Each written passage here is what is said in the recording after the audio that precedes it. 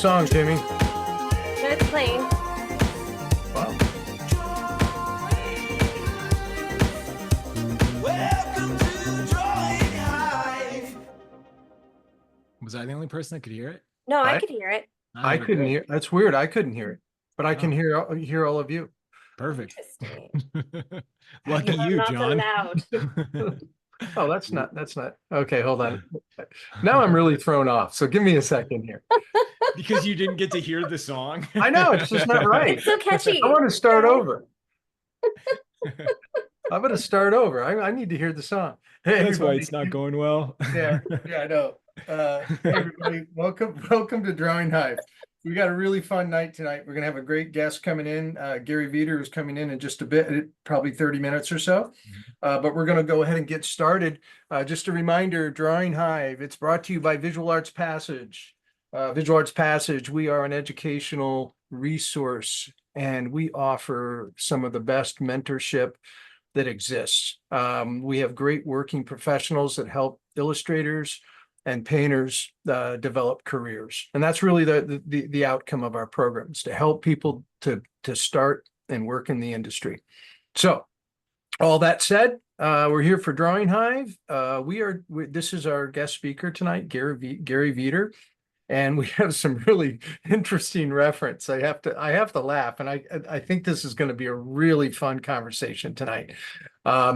So I'm not going to even explain it. I'm letting Timmy do all. I'll explain it. And if anybody wants to know, so Gary Vider is an incredible comedian. He's been written up in the New York Times.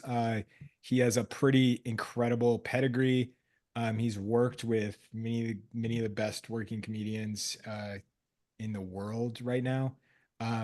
But he created a podcast. He tells the story about his relationship with his father, who he's been estranged from for 24 years.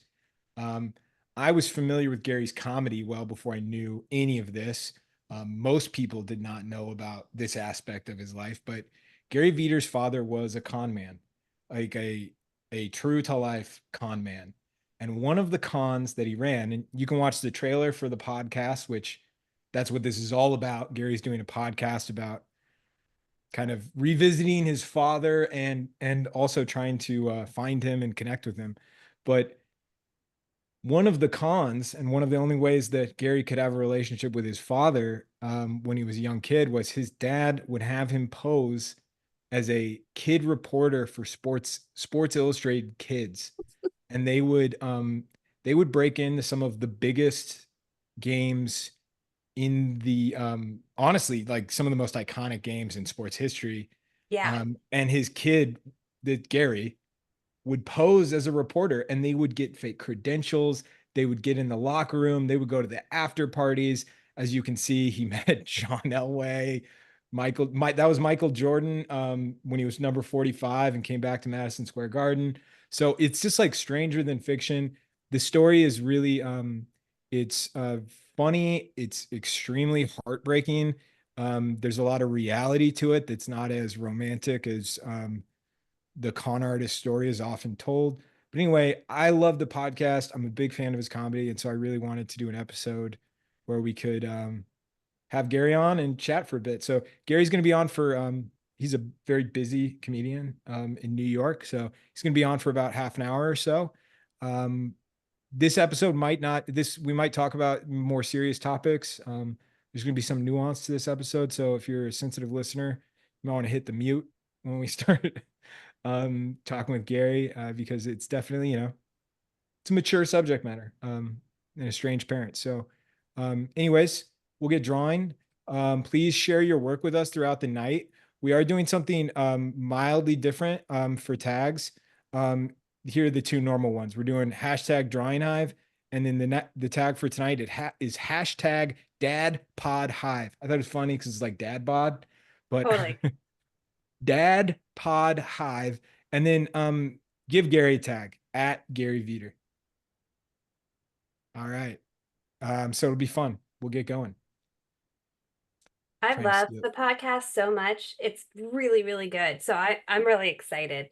I'm very excited to get him here. nervous to have Gary on. I think it's like one of the classics. with his podcast right now. I'm like, you know what it made me think about? Like, it's very different in the way that it's done, but the way that Serial made me feel about podcasts, like he's Serial, yes, like season Serial. 1 that just really pulled me in. I binged this and it was good. Serial like paved the way for great podcasting. I felt like it like elevated the art. Um, and you're totally right. It has a similar Like aesthetic. you feeling that? Because I was just like, wow, like it's so thoughtfully done An investigative podcast that is of a happening personal experience. of a personal experience that is happening in real time is so exciting. Like my palms were sweating at times for him. Yeah, because a lot of because we are gonna have like a brief amount of time with Gary, so we won't be able to get to the bottom of all of it. But so much of the podcast is like happening in real time. You're really like, I don't know what's gonna happen next. Hmm. And it feels like, yeah. Where Yeah. like with It almost Serial, sounds you're like like, to me that we don't want to get to the bottom of all of it. It was just like, no, I'm really excited to listen to him. yeah, he's a great comedian, a very interesting dude. But until he gets here, I would love to let's talk a little bit about what we're doing tonight. What are you guys working with? Well, Um, go ahead, Cassandra, you can go first. I'm still on cardboard, but because I saw the background was of a light tone, I thought I'd use white cardboard that I had lying around. So I really didn't change anything up. So cardboard, GAC 100, acrylic paint. That's me. Yeah. Cassandra, I love that you posted Joe's bit on the GAC 100, her demo with that. What was I was so proud of her. I was so It- proud of her. It was great because I shared it because I had somebody ask me about materials, a student ask about materials, and I showed what I did a week or two ago with substrates, and then I sent them to that link. It was pretty fun. Yeah, Joe did a great job. It was a wonderful explanation for why GAC is awesome. It was an And for, Instagram post, right? It huh? was an Instagram post, wasn't it? Yeah. It was a recent Instagram post for her. before we went live, you guys mentioned that some of these poses are going to be more challenging.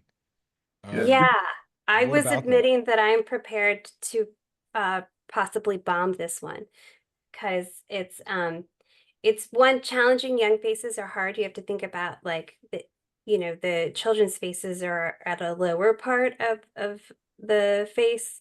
And then also like the lighting isn't as dramatic, so it's a little bit more flattened. So it's harder to kind of find the features as easily as it would be when you have more dramatic lighting. Yeah, that's well said. It's just, it's not, a lot of it is, it just doesn't have a single direct light source.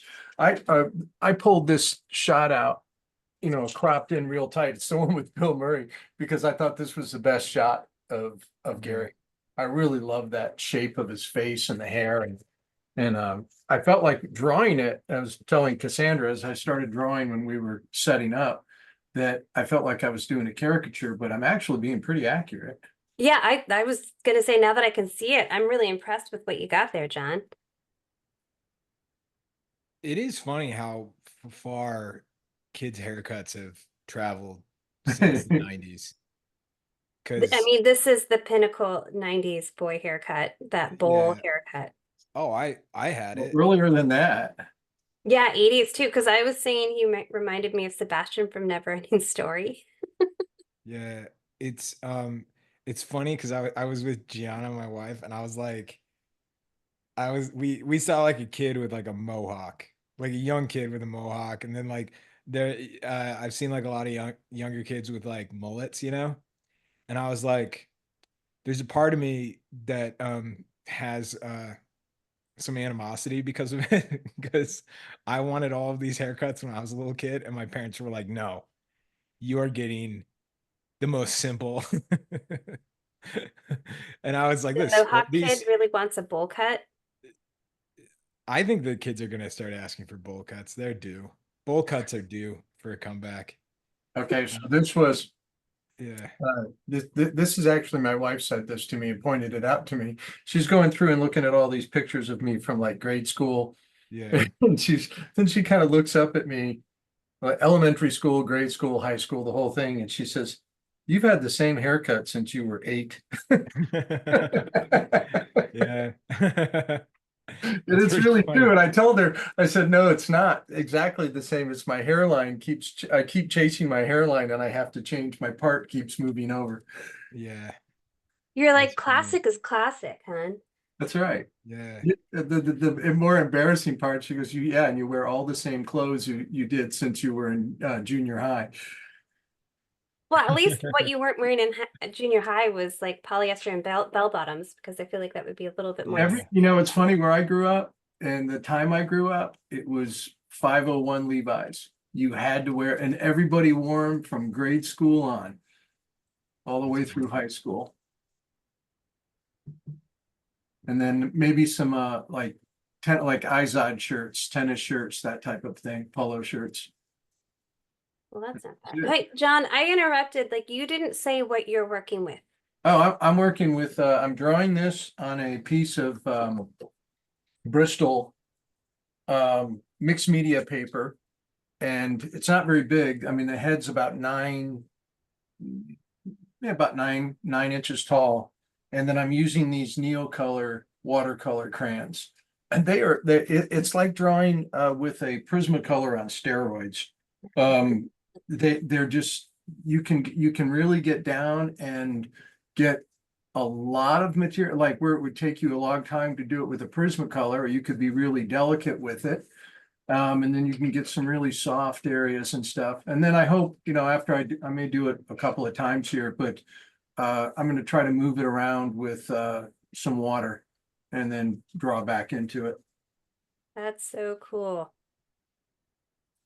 Again, I was telling I showed a whole bunch of them I did to my portfolio class last week, the ones I've been doing in here, because it's like our daily exercises I ask our students to do, where they're just experimenting with materials. And that's kind of what I've been using, these evenings for recently. And I keep switching around with materials. Last week, Timmy doesn't know it, but I finished up hula. I did a real, Oh, nice. I didn't completely finish it. I can't remember where I put it. Oh, here it is. I worked on it a little bit. I just kept working on it afterwards. And so I did a real direct painting with hula, a wet and a wet oil painting. That's beautiful, awesome. It John. really is. And then the previous night, the Eddie Murphy night, I did a mixed media with paint and oil crayon for Eddie Dang. Murphy. Oh So my I gosh. just- Wait, just- wait, hold that up. I want to see that texture. Oh, that's beautiful. And so I just been trying, playing around with different Wow. materials. The catch is I've explored a lot of these before, and I've used them a lot. But I like mixing them up and trying different things. Mm. This is for Cassandra and I, and for many people in here, this is a gym. Yep. This is our gym membership, right? Mm-hmm. These are our sprints so we can handle the marathon. Push-ups and sit-ups. Yeah. Got to do them to grow as an artist. I just want to remind the audience, I dropped the photo reference in the chat. So if you're wondering what we're drawing tonight, go grab it. And we're gonna do the educational thing after Gary leaves.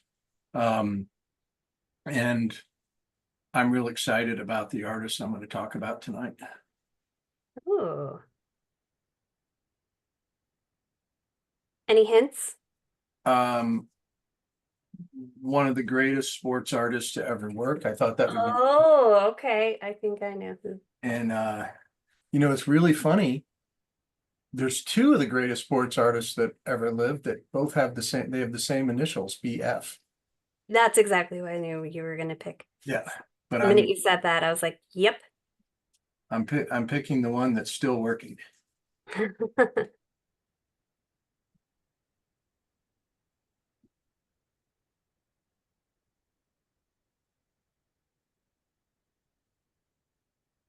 how this hair is gonna work.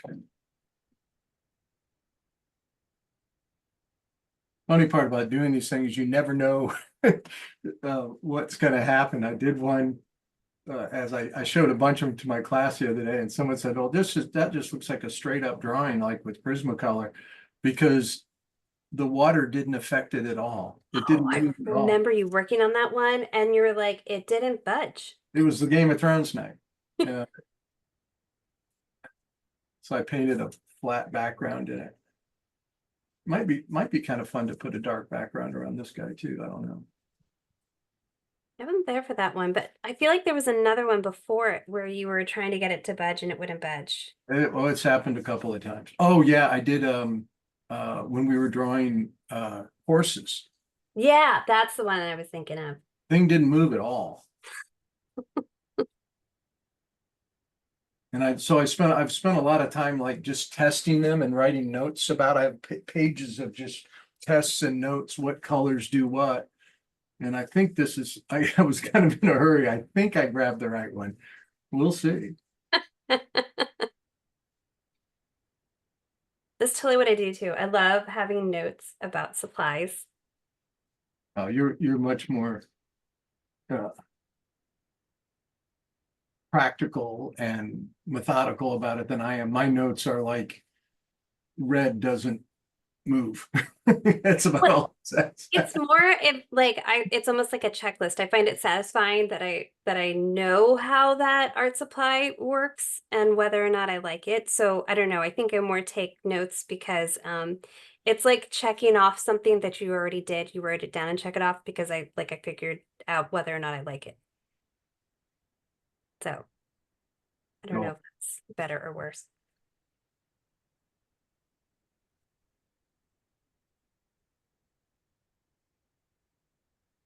So we got a lot of our team is doing different things. A lot of people that normally join us are Dale's doing an educational program, and Ray's like getting ready to move. His studio's all broken down. And Adam is catching up on assignments.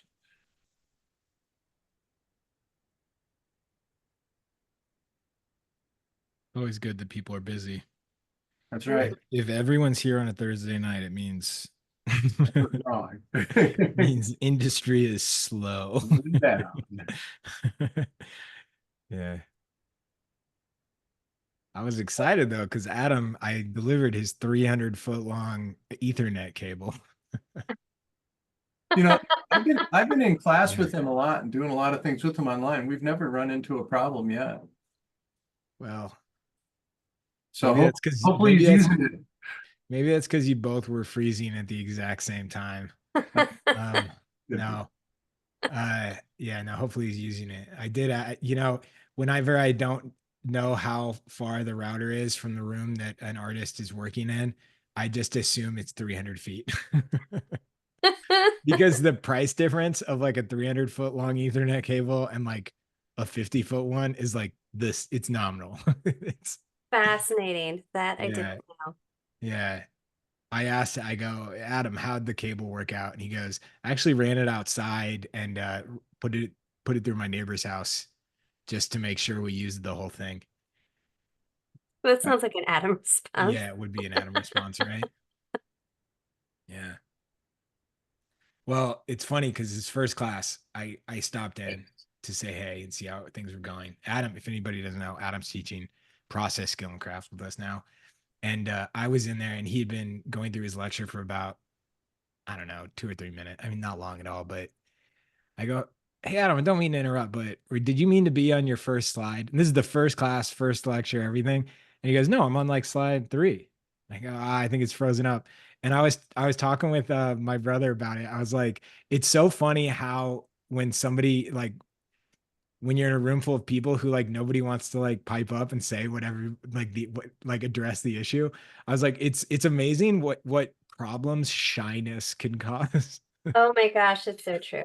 When people like are like Or is it shyness or is it trying to be polite? Yeah, it's first class, it's like Yeah. I think it's he also obviously knows what he's politeness. doing.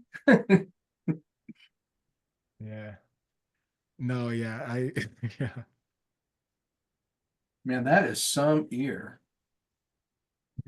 There is, I keep is a looking at real it person. like that's an Hell ear. of an ear. That we'll find out if they changed. Can Dale hear you? Will he just like pop Yeah, up like for a good ear, you know? I got to work on the it. ear, the I ear just I was just the camera commenting on the ears. photography. Sorry, Timmy, I didn't mean to interrupt you. What'd you say? I got nothing. Ah. I wasn't gonna say anything. Dale and I have a long running joke about well-drawn ears.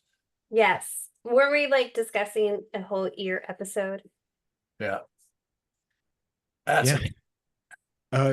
Whose ears would make, who do you think has the most iconic ears other than Evander Ooh. Holyfield? Evander Holyfield's definitely in the lead.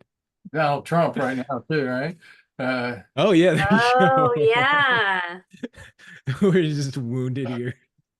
Oh, I mean, Yeah, I can think of like a bunch of character actors that yeah. like, I feel like George Burns always had great oh, ears. absolutely. There you go. There, that would be number one, probably. That's what I always think of. Nobody in here knows who George Burns is. Oh, that's He's an old guy. he's like the person that smoked, drank, had eggs and bacon every single day and lived to 99. Yeah.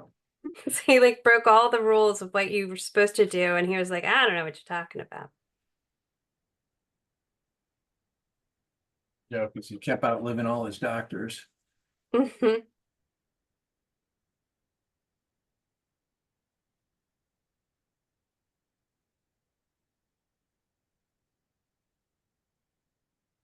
Yeah. That was the line that I got to know my father's cardiologist pretty well because he was a big part of our lives for a long time. And yeah, I listened to him. He walked into the room. My father just had a procedure, and it was a teaching hospital, and he had a couple of like interns with him. And he said, "You got to watch out for this guy because he's outlived his last two cardiologists. So be very careful." Yeah. Was your dad the type of guy? My dad was like this whenever, because the whole family would be like, how'd the doctor's appointment go? And he would always say things that were like, he'd be like, they say I'm as fit as an 18-year-old. And he actually said, smoking a couple cigars a day is not a big deal. And we'd be like, what? And he'd be like, yeah, no, why would I make that up? And then like, Yeah. it's just why, and everybody would just be like, I don't know, is it really worth getting to the bottom of this lie? Right. Yeah. And then now I see my dad's doctor, and I'm like, the last time I saw him, I was like, my dad used to like say you'd okay all these things, and he'd be like, no, I definitely didn't ever say that. You'll appreciate this, Timmy. It was right before my dad's 80th birthday party, and I ran into our his cardiologist in the hardware store, standing in line, and he walked up right behind me, and I'm just having small talk with him, and then I finally just kind of turned and said, this is a good time. I said, why don't you just like give me the real deal? What's the update? How's my dad doing right now? Yeah. And his response was awesome. He said, John, I have to tell you, of all the patients I've ever had, your dad doesn't want to be 80 more than anybody I've ever met. That's a dislike for 80. Yeah, I believe that. Yeah. He had stuff to do, man. So funny. He kept busy. I remember Dan Vanderhoof, his apprentice. Oh yeah. At the it was right after your dad died, we were sharing some stories, and Dan goes, I was in a car accident with Mark, where he described the car accident, and you're out, and he goes, and our whole mission was to keep it a secret. And I heard the story, and you're like, how would an 80-something-year-old man keep that a secret? I told that story last night. They got like T-boned. It was like a very serious accident. Yeah. Right? And he thought he had totaled his car. And Dan was with him. His wife was out at my father's wife was out of town, and he knew when she came back into town that that was like the end of his driving. He was really worried about it. Yeah. So he called me like panicked. And he's like, you got to take me. I just came home. I just got back. And he goes, I was in a minor accident.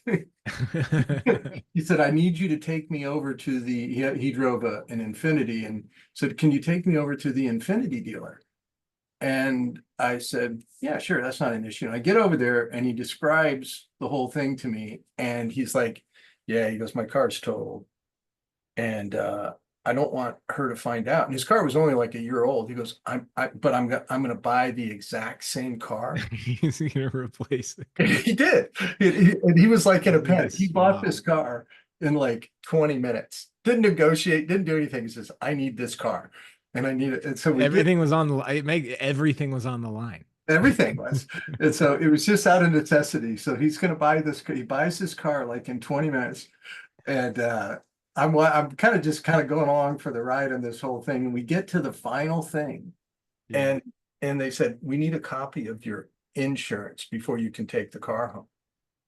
And he turns to me and he kind of whispers to me and he said, my insurance card's in the other car. And he goes, give me your insurance. My dad and I have the same name. He goes, Right. go out to your car and give me your insurance card. And so I did it, and they didn't look twice. They just said, no, that's fine. They made a copy of it. And I just kind of thought about it. And I said, Dad, you just totaled your car and I just gave them my insurance. I said, I'm a little uncomfortable about this. Gee, I wonder why. And then he's like, oh, shut up. I do all kinds of things for you. That's it's a classic dad response. Yeah. All right. We've got Gary connecting right now. Awesome. Here we go. Awesome. Welcome, Gary. Let's see if we can get your audio and video. Hey, what's up? Gary, thanks for coming on. Everybody tuning in. I'm just going to do a quick intro for the man right now. This is Gary Vider. He's you might know him from America's Got Talent, Conan, The Late Show, and his podcast his YouTube comedy special, It Could Be Worse, just came out on YouTube this year. And then we're having you on for your limited series podcast, Number One Dad, which Thanks, guys. which congrats. It's top 100, right? Yeah, it goes in. So every Monday, a new episode comes out. So it goes back and forth in. So you get the most amount of downloads on Monday, but it's doing well. It's That's doing awesome. well, and it's new. So 8 episodes are out now. There's going to be 2 more episodes coming. And yeah, if you haven't tuned in, it's a crazy story about me and my dad. My dad was a con man, and we stopped talking 24 years ago. And the path of the podcast, it just like follows me on this journey of like trying to track him down, learn more about him, why he made some of the decisions he made. No, me and Cassandra have like devoured it. It's Yeah. awesome. Hi. I absolutely love your podcast so much. I can't wait for the next ones to come out. I just straight up binged it. I appreciate it. Yeah, I think also, so it's a different model than some of other podcasts that might be like Serial, where they might just like drop all the episodes at once. So for whatever reason, it's under iHeart's model, so they just were like, let's just release one weekly. But yeah, so it's it might get another like nice, real like big boost once all like the episodes are out for binging. Are you currently working on it, or have you wrapped producing? Oh, so like every recording's done. What you work on now is just you could still listen to. You have like basically like 5 days before it comes out, up until 5 days before it comes out, where you could just kind of finally tune anything, be like, oh, maybe there's another gap here that you could add in, or like some pause or some music. So a little tinkering that you could still do. I was curious because like on one of the episodes you were telling the date, you were like, it's March Yeah, 2022. So I was like, yeah. oh, have you been like, is this like 2 years in the making kind of thing? Yeah. Or For sure. I mean, even longer, probably like I would say a little under 3 years, because from the time when I pitched it to the time when it like finally got made, and then when it got made, I was kind of in this position where the goal was to track down my father, but I didn't want to find him too soon in it, or where I didn't want him to find out that I was doing it before I was ready to talk to him, because you kind of want that like spontaneity of when you're talking to him, that you want it to be the first time. I want to make sure I'm ready to record and all that stuff and have all the right questions. So but yeah, it started, this is like back in March of 2022 when I first made the first phone call, and then to my dad. So Yeah. it's like, I think maybe the first recording was probably like maybe February of 2022. You, So when you like came up with the idea, how long between like coming up with the idea to like seriously pursuing doing it lapsed? So I wrote an article in 2020 about like the sports scams and stuff. So that got like a decent buzz. And then I then followed up with like with a manager actually followed up with me to see if he'd be like, "Oh, would you be interested in ever doing this as a podcast?" And I thought about it, more so after he said it. I wanted to do it. I wanted to do the story as like a TV show or as a film or something. And that was always my goal. And a podcast just seemed like so much work and not really the medium that I wanted. But then as time went on, I was like, all right, let me like reach back out to this guy. And then he set me up with a production company and had a few meetings and everything. And then from there, things kind of just like got going. But the idea of like what would happen in the podcast and kind of it ran, I mean, I know, I mean, even though I haven't talked to my father in a while, I had an idea that the way that it was going to play out, it was going to play out this way. So when I pitched it, I was like, oh, they wanted 10 episodes. And I was like, this is how I would see the 10 episodes playing. And some things changed, of course, but for the most part, the idea that I was like, oh, I was going to be able to get my father on, and like, these people are going to have these stories, and I was going to be able to get these stories out of these people, that all like actually came out. So I was very fortunate that it played out the way that I thought it would. was it the idea of, I guess, like cracking into this Pandora's box with how it affects all of the relationships kind of in your orbit? And I guess the question I've kind of been wondering is like, did you want to do this for yourself, or is a lot of it the interest that other people have in it? Yeah, well, I didn't think that. I mean, I was hoping that people would be interested in it, but yeah, I mean, partly I was going into it where well, here's the thing, would I do it if I wasn't doing it for entertainment also? Yeah. That's a tough question to ask, because I was like, oh, I have this space where I could do this thing that would have been on the back of my mind of doing, but now I could do it and like do it publicly. Kind of gave me a little bit more of a I don't know, I guess a better feel for doing it, even though it's like it's being recorded and everything. So I think that just going through the whole process, I just kind of looked at it like this could be a good chance, just even though it's entertainment, it would be a good chance for me to like kind of get the things out that I wanted to say, and maybe I wasn't going to be able to say it without having a podcast. Yeah, and I also feel like that just lends to what you do. I mean, like, I don't know, just Yeah. like like a kind of like crafting a narrative, telling a story. Um, one of the things that I've like thought about so much over, because uh when I think about like the con man, like the idea of a con man, it it's so romanticized, and Yeah. like it's so sexy. It's like Danny Ocean, The Sting, like, like America's hottest men have been con men, right? Right. And Yeah. like the truth of it is, because like I have crossed paths with people like that, and you immediately realize you're like, oh, like this isn't romantic at all. This is Right. just. And Yeah. so when you were growing up around it, like what was there like a roller coaster of opinion, like of how you felt about it, or was there a monotone feeling of I don't know. Does that Um, make sense? Yeah. Yeah, no, for sure. I mean, it's definitely romanticized in like, media and everything, or just how somebody looks. Oh, like that's so cool. Your dad got you into sporting events, but it's like that. Well, to be that person, at least especially in his case, he's that person in everyday life. So you get pretty tired of it, Yeah. and you don't. you don't want to be around that person. And yeah, people get hurt you know, while you're actually going through like dealing with this person because he, you know, everything that he would say to me, you know, you kind of like took it like with a grain of salt. You couldn't really take him at his word for anything. Right. And it's unfortunate. And that's like your dad. It's everything you want your dad to be.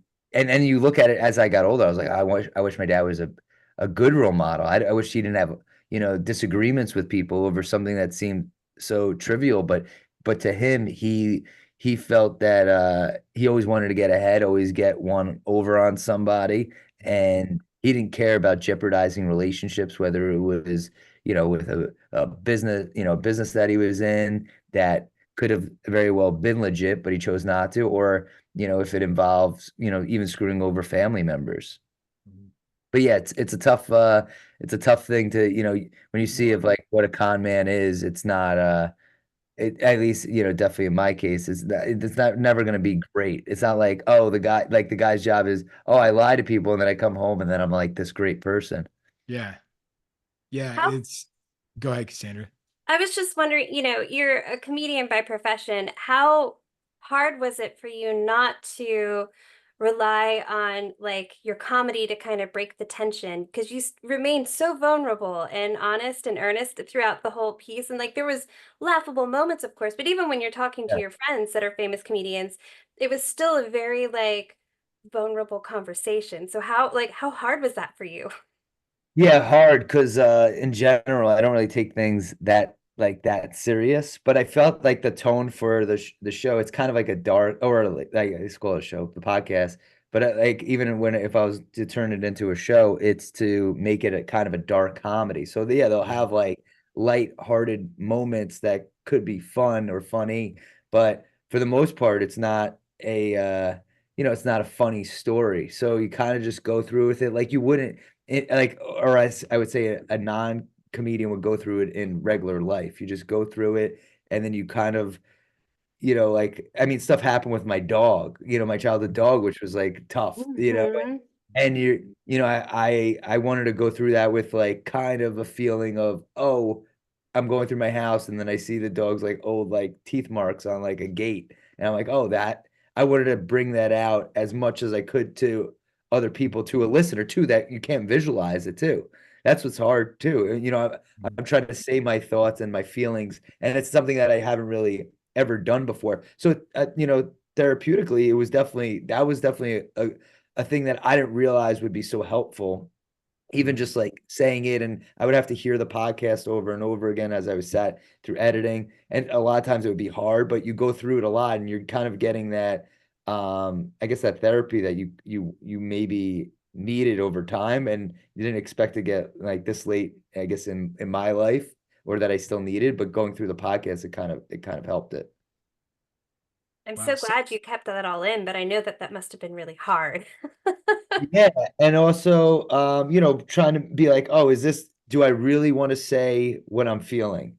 You know, you are very vulnerable in these situations. So do I want to say exactly how I'm feeling? Am I mentioning, you know, to me, my dog was a huge deal for me because when my parents divorced, my dad, he got my dog and I never got my dog again. So I was like, oh, like, you know, am I going to sound like a pussy just by saying like mentioning my childhood dog over and over again, Right. but people really relate to it. And Oh, so, totally. It's so I was like, devastating. yeah, it's devastating. So I'm like, and it's the least I could do for my dog. You know, I was like, what's the best Mhm. tribute I could do is like, oh, at least I have like people that know that, you know, he existed and giving him like a way of like, oh, like this is a important piece of me. So, you know, and that was something I was like, oh, let me just share it. And it really, what I guess it also taught me, and just in terms of like the creative process, was being, and I'm sure it stays true to art also, is really saying the truth. Like, you know, and I mean, if I say it the way it is, that's the easiest way to write or easiest way to create. And my stand up as time has gone on has become more real where I mean, you know, there's obviously a joke at the end, but the beginning Mhm. part for the most part is true. And Yeah. then you could write the punchline. And in this, it was like, let me just say the truth and then feel that out. And then luckily enough, there's so much story here that I was able to make it into something that's entertaining or a little bit like getting people to have emotion towards my story, because a lot of people relate their own story to my own story. They'll say that, their dad was screwed up or parent or they cut off a sibling or something over time. So they really connect with these with the story and everything. I think it also really speaks of the age that like your parents divorced. Like the fact that the dog was so important. Like I think of that age, and like my dog was my best friend. Like that was implicit to my day and every interaction. So the fact that it affected you that much really spoke to how real it was. Thank you. Yeah, it was, and yeah, it just goes, across the board. If I'm having a conversation with a friend, even a comic, you're trying to, you want it to be funny, and they'll be themselves, but I have to play this kind of my part of I'm on the goal of learning from them and like giving them the information of what happened. Like I'm trying to catch them up on where I'm at in the podcast in like real time and trying to have that as real of a conversation as you could possibly have. And then go on with the goal of tracking him down, learning more. Because the part of having comics in the show itself, it was to lighten things up slightly. So you're just trying to give some of that, just like at least comedic level to it. But it's hard because it is obviously there's a seriousness to it, but I think it gives it a little bit more lighthearted of a feel. There's such a wealth of comedians with really bad dads, but I feel Yeah, like you have like the royal flush of I got like lucky. yeah, you have like the best. Yeah. I mean, but like it was interesting because like the episode where you're talking with Sam Morril, like, and he's like, I didn't know this was your story at all. So you like kept that pretty tight for like a long time. Yeah, I kept it tight. Well, also it's hard. Yeah, listen. So this is 10 episodes. So, and obviously, some of it is in present day, but yeah, I kept a lot because there's so much story to tell, and it's also Yeah. sounds a lot of it's almost sounds unbelievable, and you can't Oh, I tell. meant like, oh, sorry. No. I meant like you're just like you didn't tell a lot of people about Oh your yeah, story. like no, well, I didn't tell anybody like the back. Yeah, a big deep Yeah. like story of yeah. They Yeah. didn't know all the background. They didn't know how serious it was with my parents, how manipulative my dad was. Yeah, Mhm. there's a lot of stuff that I didn't share. Also, Most of it. like the second you tell the story, someone's like, wait a second, you got to meet Michael Jordan. Yeah, Like yeah, is that, or yeah. did you get sick of that? Like, yeah, I mean, I don't I know. totally. Well, yeah, and you get comments like, "Oh, your dad doesn't seem that bad," and you're the Yeah. only way to describe it is by giving a full-on story and giving, Because giving it's all the exhausting. background. Yeah. Yeah, so which is why part of, the podcast, why it starts with the story of, being a Sports Illustrated for Kids reporter and my dad coming up with that idea, that con was because it was lighthearted and it seemed, to obviously it benefited me and it seemed like, oh, this is a dad who couldn't take his kid to a game and he found a way to do it. But then it's like there's so much other stuff that's there. And so I start with Yeah. that. When you were doing that, were you nervous at all as a kid? Or did you just like, was your dad so good at it? There was just complete trust. Well, it's Not complete, yeah. trust, but like, Yeah, yeah. no, I completely, yeah, I didn't think anything bad was going to happen because I figured that he could just, what he says is good and he's going to be Mhm. able to figure out a way of how to get us Yeah. in and we're not going to deal with any problems. And if there is a problem, he'll figure a way out of that. But yeah, so I didn't have any, I wasn't really, really worried about anything happening but, there are times where I was thinking like, are we not going to get in the locker room this time? And that never happened. We got in every single time. So, you Yeah. build up this like kind of I guess shield that you're like that, oh, nothing could happen because he's kind of seems invincible in these circumstances. But Yeah. as time got on, you realize like, oh, not everybody buys this bullshit. There are a bunch of people who didn't, or they be, and you're around, and then you as a kid you don't pick up on that in the beginning because you're so Mhm. young. But then you're seeing how other people are reacting or they're yelling at him, and you're like that you start picking up on, oh, there's another person yelling at him for Mhm. something. So people catch Yeah. on. And a con Yeah. man doesn't need to con everybody. He just needs to Yeah. con a good number of people. Like, and that's Yeah. it. You just you get a small group and then on to the next group. And then So, so yeah. it's strength by numbers. Was he, does he have like it's kind of interesting, like, because there's such a fascination with celebrity. Like, it didn't seem like there was a consistency to like the opportunities that were made available to you, and that like many of them were well, I guess they were all sport, obviously all sports, but it was just like all across the board. Nancy Kerrigan, Yeah, yeah. just like all. Was it really? Do you think that the motivation to get into these games was just to see if you could do it, Uh, or Partly, was there? I think he really enjoyed the con. So he enjoyed it so much that he liked also, I think, being around these people. So he's Yeah, somebody who he didn't have the skills to be a photographer, a great photographer, but he yeah, had the skills to lie and sit next to them and take pictures with them on, on the floor at Madison Square Garden. So he figured out a way that he wasn't with New York Times taking pictures, but he was with the guy who was taking pictures for the New York Times mhm, while he sat next to him taking like he found the way. So he's like, "Oh, you went to school for photography? I'm here too."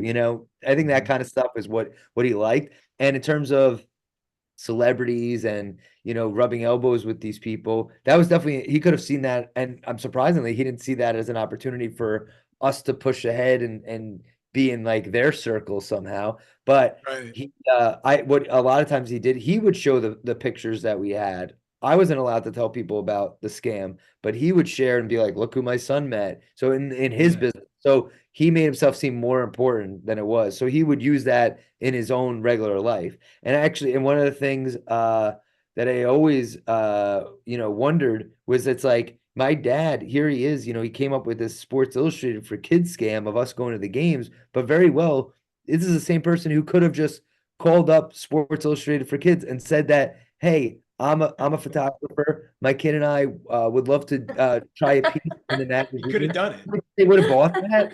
That That's would have a been, good point. yeah. It was like, that seems a lot easier. And Yeah. back, because Yeah. how many people were calling to do that? Then maybe go to the scam after that. But Yeah. it could have been, you could have set it up where it's like, oh, I'm actually in the magazine, like legit. I mean, it is interesting though, because like you were so young, you met so many. I mean, but at the age of 20, I had never ever crossed paths with any famous person ever. I would have been weird, it would have been this like bizarre experience for me. And Yeah, so, and I built like everybody, we built this idea of like celebrity in our head, or like, or status or whatever. And I feel like you had this like very strange exposure to it. Where did it like lead to disinterest, or or more reverence for like fame? Because I mean, you are a yeah. successful I comedian, was but able to like, get, what it taught me is that oh, you could be around these people, like these athletes and stuff, or you could be around a celebrity, um if you work hard the right way too. So I saw all the effort that my dad put into his lives, and back to that, the thing, like, oh, you could have called Sports Illustrated and got us in, actually. But it's so all the effort that he put into the scam really could have been used, or like, I'm going to be a photographer. All this effort that he's saying that he is this stuff, like, that could have been used for actual good. So what it taught me was, all right, if I work hard, I could get this stuff. Then on the same level, because I was able to meet these people at a young age, it taught me like, oh, it's not that big of a deal meeting somebody that's a Mhm, celebrity. Even though they seem so far away, they are reachable. And mhm, I had a big gap from when I was a kid to then when I've been actually in front of people that have fame. So it took a little bit of time, but mhm, in the back of my mind, I was like, oh, I've been prepared for this before. So you mhm. kind of know, like, oh, I'm ready for this. Or, I did my first TV appearance was on Conan. I was like, I am ready for this because who else? I had this past in my Yeah. life where I was a reporter that kind of helped me, of like just mentally being like, I could do this. I've done other things, that are crazy too. Yeah. Whereas like if you would conjure on, it'd be insane. Yeah, yeah, Yeah. So like I'm assuming like during your young adulthood, like you had to have at some point come to a crossroads where there was like the way your dad would solve the problem and like you solve the problem. And yeah. was there's just so much opposition? Like there you were so aware of that? Have you always Yeah. taken that like the Gary route? or were there No, temptations? not at Were all. there? I was That sounds like devil angel, but like that's not what I mean. I just mean I don't know. Like it's just interesting that you've gone into a career that like many people. I don't know how often like your regular person understands this, but like many comedians completely make up their story. Like it's just false yeah. stories. Yeah, Um, you're around a group of people that are constantly either boasting about themselves or trying yeah. to And guess so hype, like, yeah, I hype. guess so. Like, how did it affect like honesty in your life and in your comedy? Yeah, well, I mean, just in my life, regular life, it took a while because I mean, I was taught all the wrong skills by the person that's supposed to be my number one role model, my dad. So learning all these things and seeing he's showing me in his way. I mean, I stopped talking to him when I was 15. So up until then, everything that he showed me was this is how life works. And I assumed that was pretty much for the most part, that's how life works. And I grew up as time, I'm a, teenager. Teenagers always you're always, most of the time you're getting in trouble. So I was doing, messed up stuff, like wherever it may be, drugs were like selling drugs and things because I would be like, I could get away with this because I have a back, I have this idea of my dad. I saw him get away with stuff. I could get away with it too, in my own way. We're still, cheating on exams or like Mhm. just the way I would he didn't treat my mom great, just not being a great overall person. But I was taught a wrong model and but as I got older, I was like, I feel like you become a point where you're like, I don't want to be my dad. And that's your number one fear. And Yeah. so that started like really catching up to me. And I was like, I need to focus on growing into the best person I could be and, go to therapy and you talk it out more. And, then you're like, oh, therapy that sucks. And then get a new therapist and then you go Yeah. through the whole process, but you become more self-aware. And then I started doing stand up too.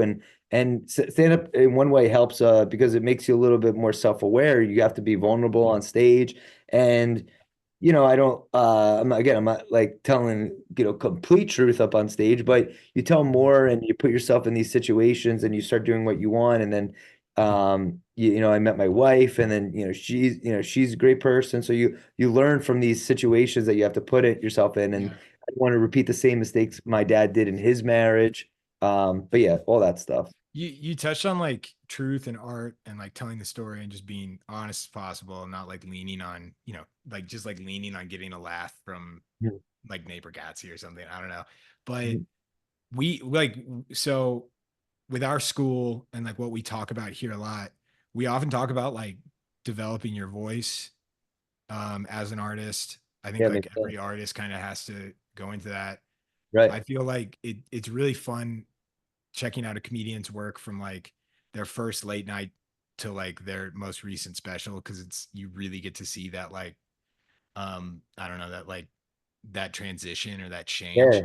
What were some of the like I guess what were some of the things you had to do to I guess crack into that personal voice Yeah. that you landed on that's like I honestly think is like pretty brilliant and unique. Yeah. Thanks. I would say you're just doing it over time. You try and feel what's like the most comfortable to you. So, Mhm. and I remember when I first started, very vividly, maybe it was like 6 months in, and comedy's just like every creative form. It's super hard, Mhm. and you could be a great artist, but that's good, and that's good. But you're not. Everything takes time. It takes time to develop. You're always developing your skills. But when you start comedy, you really are. Where you're 6 months. I was 6 months in, and you feel like you're 6 months old. So it is equivalent of of a baby. But I would go on stage in front of like 5, 6 people and you're learning to talk in front of in a microphone. You're learning to tell your jokes, but I remember not feeling like I was telling the jokes that I wanted to tell. I whether it's and more so in the style, like either they would be too long and I'm like, well, I'm not, and I would feel like I'm not a storyteller. I feel, and then I started developing into like more of like a short joke style because if you tell a short joke, you find out if you get a laugh as fast as possible. And a lot of times these places that I'd be performing at, you're not going to get more than 5 to 7 minutes. Mhm. So you try and compact as many short jokes in these 5 to 7 minutes. And that kind of just helped me develop into like the style. And also I just felt most comfortable talking into a microphone, telling a joke like every 10 to 15 seconds. And so that's kind of how it developed. But over time, I just became more comfortable where, oh, I'd be telling this one joke and I'm like, I had this other joke that I thought of like 6 months before that. And now they could kind of go together. And now it seems like it's one thing. So, and you're like, now let me just say them together. And then now it seems like I have a little bit of a longer joke. So your style develops into like trusting yourself more. And you're like, oh, even though I tried this thing that didn't work, but now and it works with art too. Like, oh, I tried this, I know nothing about art, but if I tried, drawing that, it would be like I tried drawing this thing and I couldn't make, a circle, but let me try again. Now I make the perfect circle. That's like a joke. Oh, I had a joke on, whatever, cars and it wasn't working, but then you try it, a year later and now it does work because you're just better or you just finally figured out the right way to say it. It's just time in the game versus timing it. It's Yeah. just being in it long enough, I guess. Yeah, like letting things kind of ferment too. Yeah. And a lot of people don't, everyone deals with this, but a lot of people know uh don't care for creative stuff only because they're not creative a lot of times themselves. So we're very easily criticized for what we do. So, be like, oh, I don't see that, that's not like, it's like, I see that. It's a nice, painting, but it's like, what do you, sometimes it's never anything good. Like somebody's feedback, you kind of just have to be trusting in yourself. Like obviously we could get, as a comic, we get laughs. You want to make sure you're getting the right laughs on stuff too. Like you're not getting cheap laughs because you can get cheap laughs if you curse sometimes. But you try and do it as like true to yourself. So am I doing the things that I really find funny? And that's like where I think maybe over time I really developed of caring more about like, oh, this gets a laugh, but it's not really, I don't really want to say that. So now I'm like, I trust more. I'm like, oh, I find this funny. And it just feels like it's better comedy that way. I feel like there's so many visual artists that would totally identify with that. Like Yeah, yeah, finding like being like, I know I can have success if I make paintings like this, but I don't want to make that painting. right. Oh, yeah, Yeah. that on. Yeah, I could, yeah, I totally Yeah. connect with that. And I know that there's definitely cheap laughs in the painting world. Yeah, But yeah. it's super interesting. Like I guess I know you got to go soon, but I guess one of the last questions I was going to ask is like, what do you think? What is your biggest fear from making this, and what are you hoping to gain from it? This podcast. Yeah. So biggest fear would probably be that I get sued by my dad. And then Which is a legit fear based on what Yeah. you've revealed so yeah.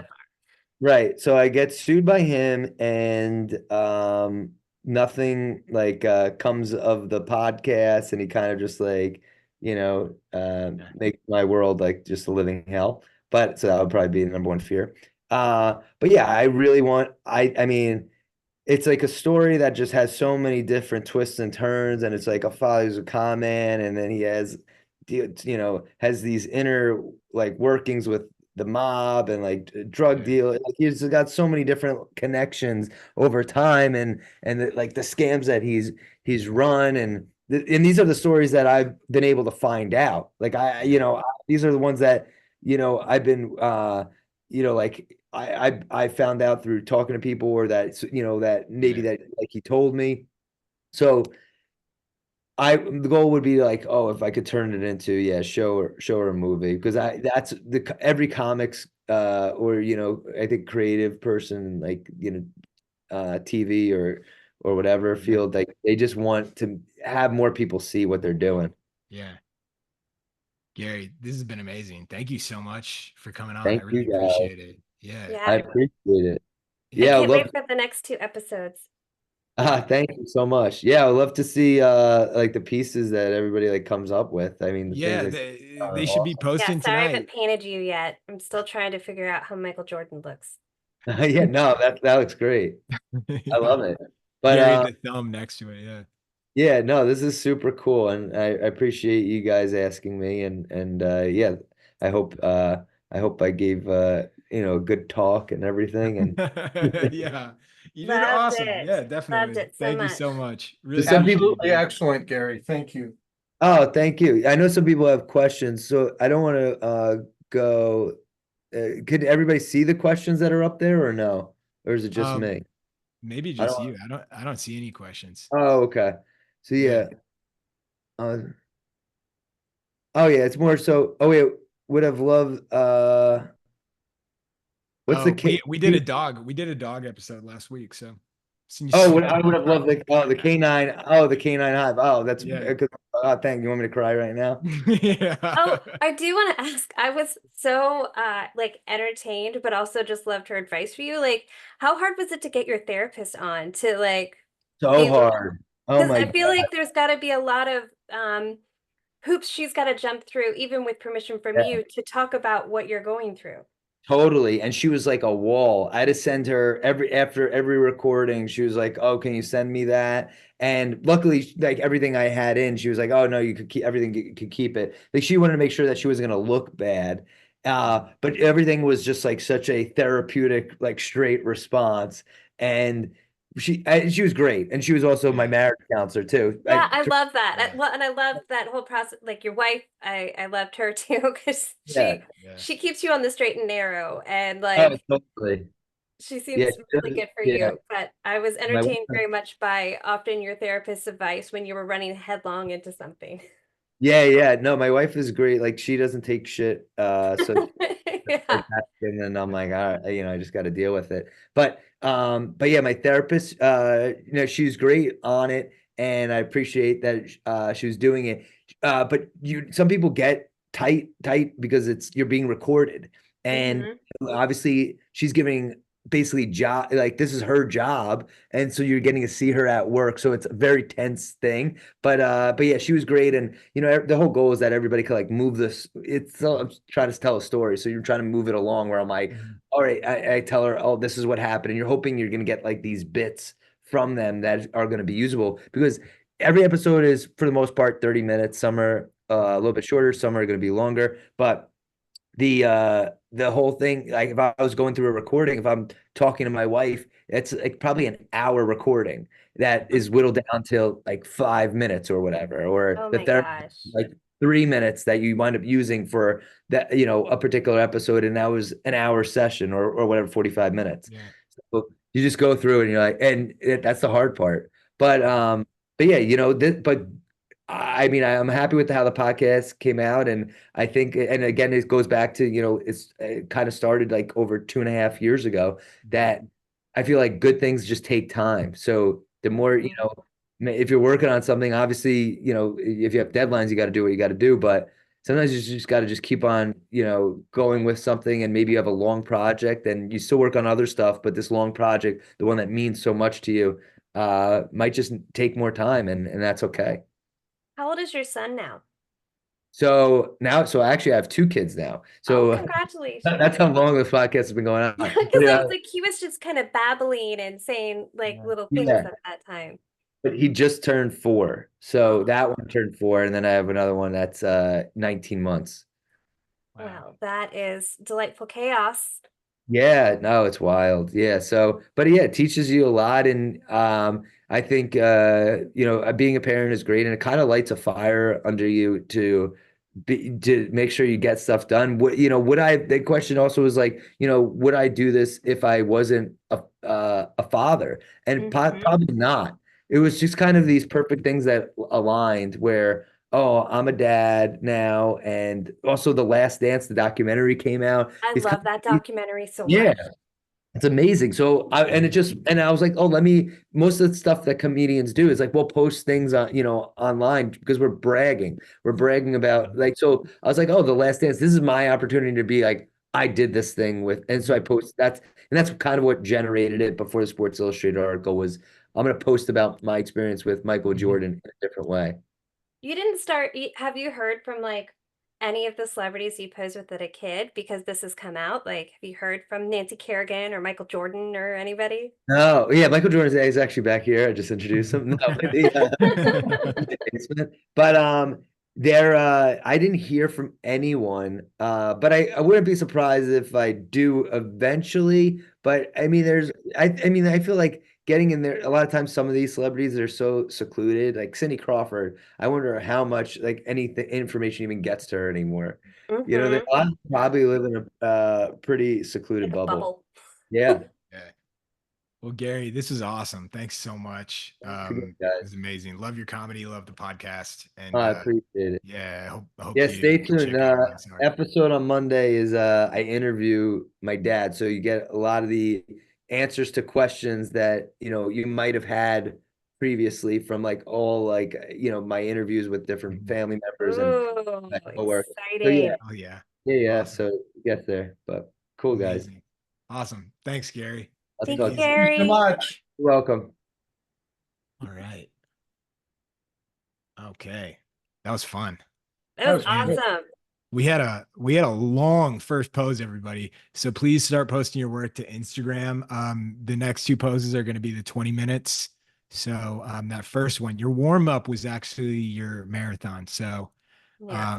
please post your work. It's hashtag Drawing Hive, hashtag Dad Pod Hive, and tag at Gary Vider. Yeah, that was fun. That was so cool. I like love that I got to ask him about his podcast because seriously, so good. I thank you, Timmy, for that recommendation because you sent me the trailer weeks ago. Yeah, the trailer's awesome. The podcast is amazing. It's really interesting. It was so hard for me not to be like my your dad and my like his dad I know. I saw that. obviously his dad was a pretty rough dude, but in many ways he shared certain aspects of his brain with my dad. There's like a charisma that seemed Yeah, relatable. yeah, and like and I even told Gianna about it. I was like, this podcast is so weird because like when he gets to like the funny cons that his dad has done, like the funny ones are the ones Yeah. I was like, it's so much like my dad was much more Danny Ocean like in that he was likable, right? And he Mhm. didn't do it to friends or family or people, that he loved. But it was like it's an interesting thing. There's certain people that like they don't subscribe to like societal rules, but just like their internal rules, Right. Like my dad had like an internal set of rules and he was not made anxious by any external rule. Like the stress that you and I would feel over like the Yeah. possibility of like the This hand is all getting going to come. revealed. Yeah, it's Yeah. all. But I do want to be clear. My dad was not a bad person, but he had, when he was in high school, he made fake concert tickets and like just did stuff like that where you're He like, this wasn't a is rule follower. not a rule follower at all. It was quite a troublemaker. And he did make fake business cards. Before he knew the Cousteau Society, he had fake Cousteau Society business cards. So it's like, it's funny in a way. And I knew that I knew before I even mentioned it, this is a podcast that probably a lot of people reach out and say, this reminds me of my dad so much in like a weird way, or not, maybe not even dad, but just a person in my life. My dad did not, we never became estranged, nor did we have a relationship that was negative like that, But but like a larger than life character. Like this larger is than just life character. like Exactly. hearing on his first episode, like it's so hard not just talking about everything that was in his Yeah. podcast. I don't want to Yeah. reveal it for people, but Uh, he on the first podcast, he was like, so I was watching The Last Dance and it just made me think of this time. And it's like such a direct connection to the documentary. Like he was there for part of the Yeah. stuff that you're seeing in Last Dance. And that just is Yeah. wild. I I thought it was really the honesty aspect of it. Mhm. Comedians are so, it's so funny. They're both, and as an artist, they're both credited for being incredibly honest about feelings, but at the same time are often the most dishonest people. Hmm. Not like in general life, but like often their stories are manipulated. They Like know what they're doing with their story. yeah, it's like you all working from photo reference. You don't need to be a copy machine, Mm-hmm. right? Mm-hmm. And in many ways, you're gonna make it better by manipulate. You know, it's like Tim O'Brien, who wrote The Things They Carried, um, was criticized for, you know, not being very factually true in retelling it. And there were discrepancies with the his storytelling. And he basically was just like, well, what story do you want? What version of the story do you want to be accurate? Do you want the emotional truth to be accurate, or do you want just like the facts of what Mm-hmm. occurred, you know? Because the facts don't tell the emotional story to it. So I don't know. It's really interesting, like getting to the bottom of like, yeah. Somebody said Gary's dad was like bizarro version of Timmy's dad. It's pretty true. His bizarro version. He's the, you know what? He's my dad is to Mario as Gary's dad is to Wario. Yeah, Gary's dad is the Wario version of my dad. Yeah, Yeah, no. Um, that was really fun. that was cool. Thank you. Yeah. John, I'm getting your theme songs set up. I'm waiting. I know. Hold on. Let me make sure I can do it for you.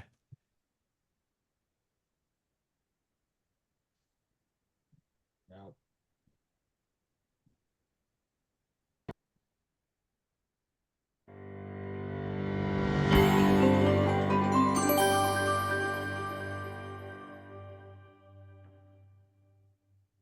All right.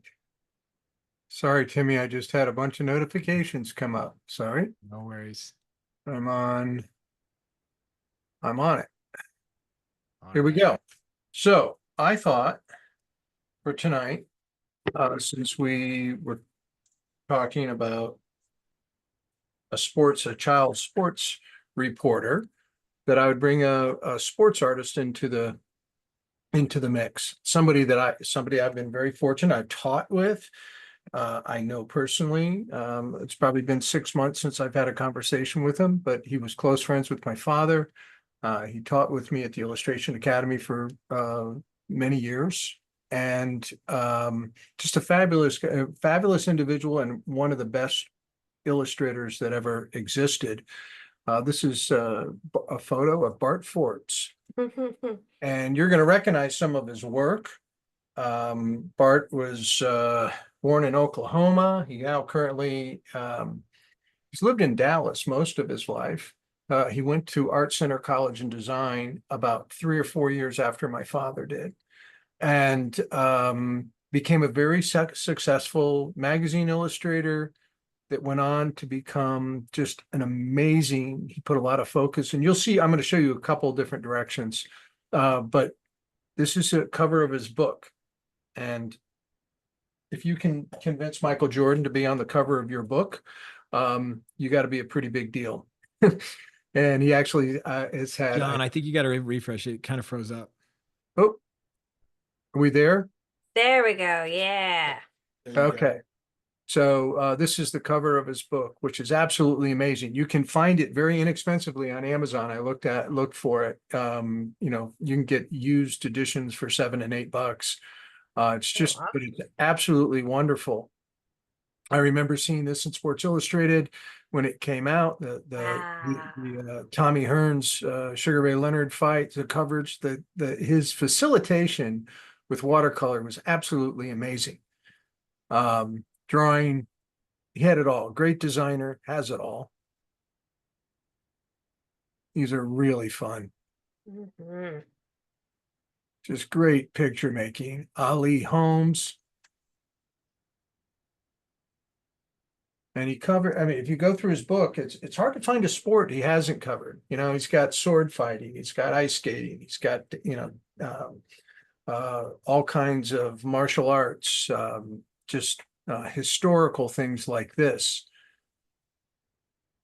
I Just- saw several of his pieces at the National Portrait Gallery. Yeah. And he's, he did a lot of work for, he's worked for Time and McCall's and Ladies Home Journal. He's done a lot of magazine illustration. He did a lot of editorial, and then he really identified himself in the sports arena. His portraits are just absolutely amazing.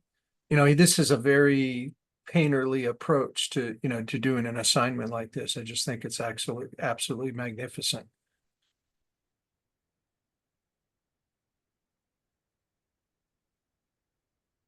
So And good. he worked in beginning, he worked in Doc Barton dyes, he worked in watercolor, he's worked in oils. Just medium doesn't make much difference to him, I don't think. He's just a spectacular, he's an unbelievably good designer. Pieces have such charm about them. Talk about great silhouettes. Yeah. He was inducted into the Society of Illustrators Hall of Fame, I think in 2017. He was, I had a note, something I wanted to remember to say. 1986 Sports Artist of the Year award was given to him by the American Sports Art Museum. And obviously, well deserving, Oh my gosh.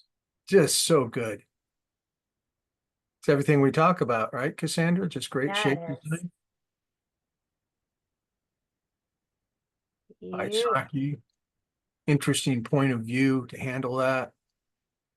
More boxing. That's actually Larry Holmes and Jerry Cooney. I love how he handles the spit and sweat.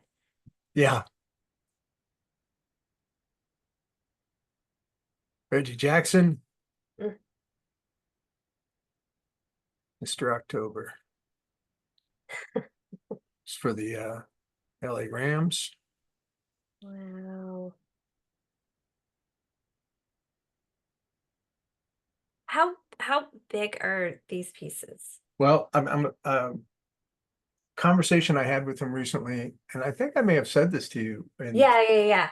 I got such a kick out of it. A lot of especially the stamp work. When you do stamp work for the U.S. government, you have to work small. The requirements are to work very small because the image is printed so small.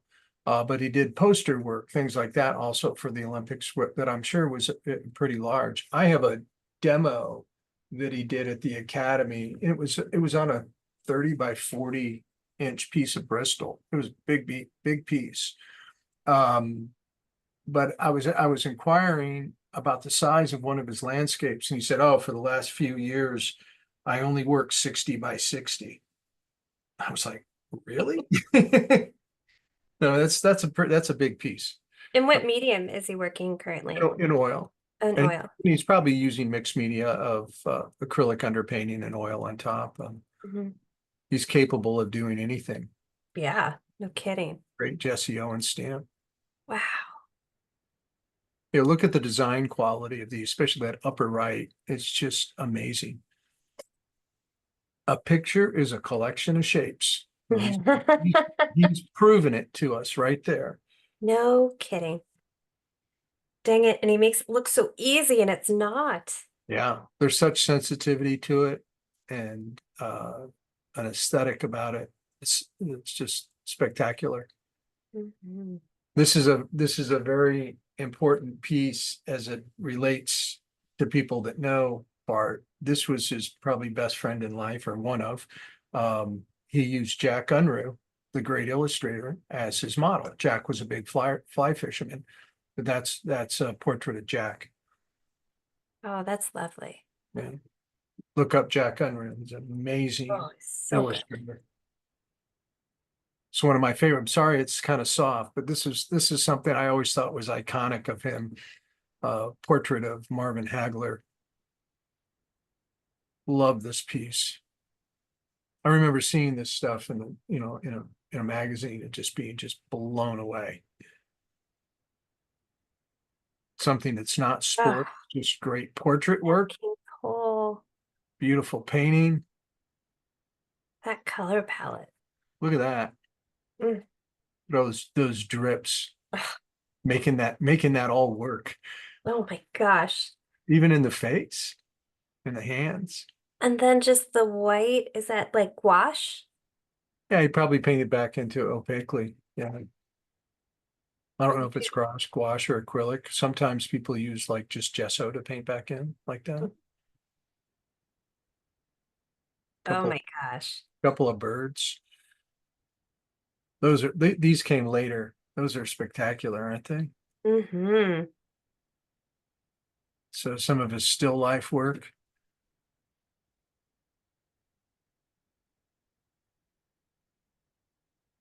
Oh wow. Dang So it. such a great shape designer. Here's a few landscapes. Wow.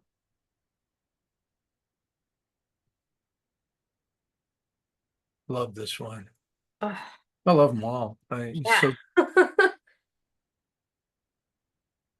Yeah, can you imagine that thing 60 inches tall? Oh, what a lucky wall. Yeah, beautiful. Oh, I think this is my favorite. oh my gosh. I just adore this painting. The atmosphere that he created in that. Yeah. Magnificent.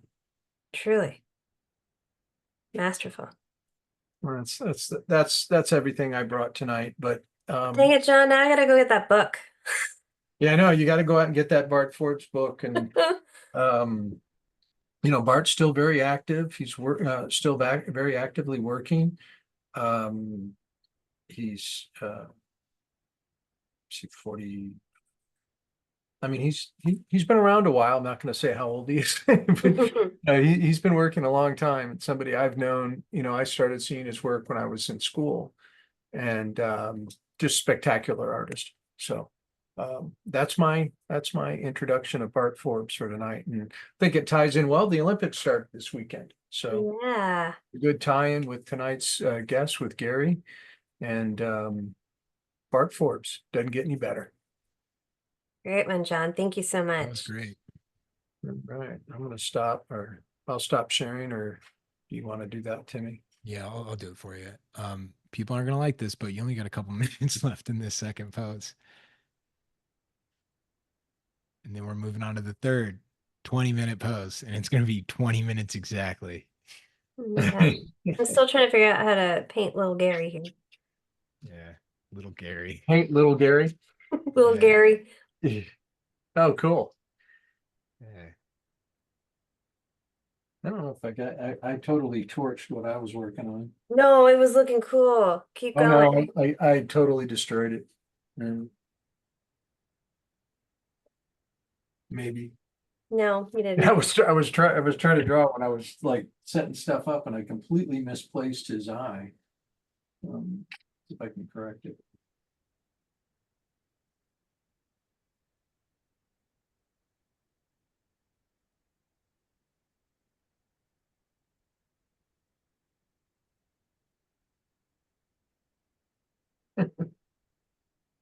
I'll see if I can fix it.